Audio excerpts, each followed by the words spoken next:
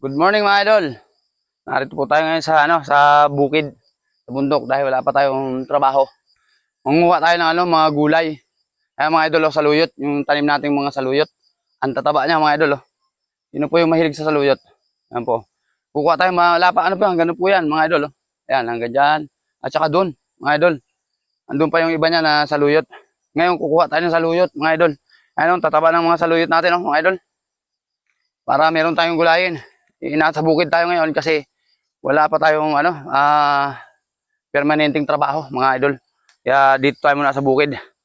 Tapos mamaya po maglilinis tayo. Yung lalawakan natin yung taniman ng ating maisan sa October.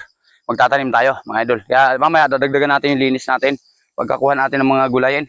Mga idol. Unahin muna natin to para makatipid-tipid tayo. Wala tayong pambili na ulam-ulam sa baba. Kaya dito sa bukid, may tanim ka lang, may pang-ulam ka na. Makakatipid-tipid ka na mga idol. Ayan po.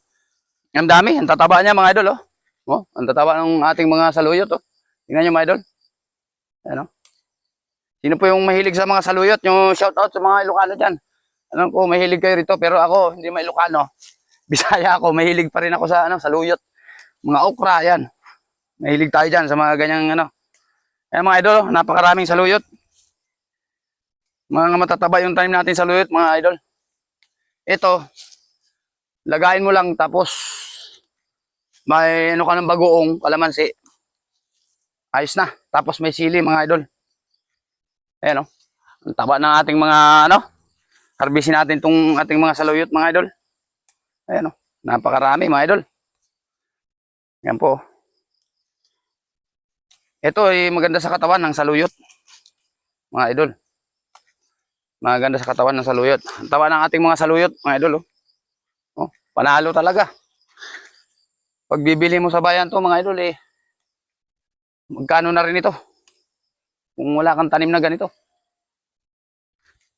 Pakita mo yung ating mga saluyot diyan na meron pa tayong mga tanim na diyan. At mamaya kukuha tayo ng dahon ng kamuting kahoy mga idol.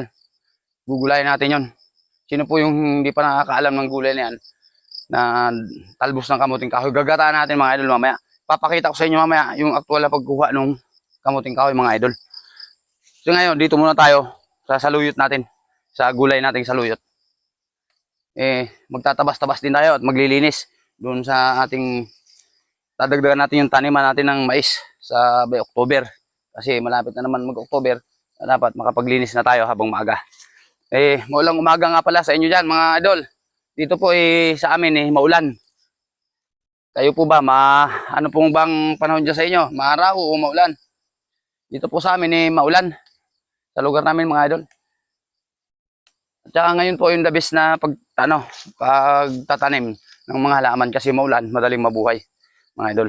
Sige, ito mga idol nakuha nating saluyot. Napakarami Sige po mga idol, mamaya papasilip ko sa inyo yung pagkuha ng ating talbos ng kamuting kahoy at gugulayin natin mamaya. Maraming salamat sa panonood mga idol.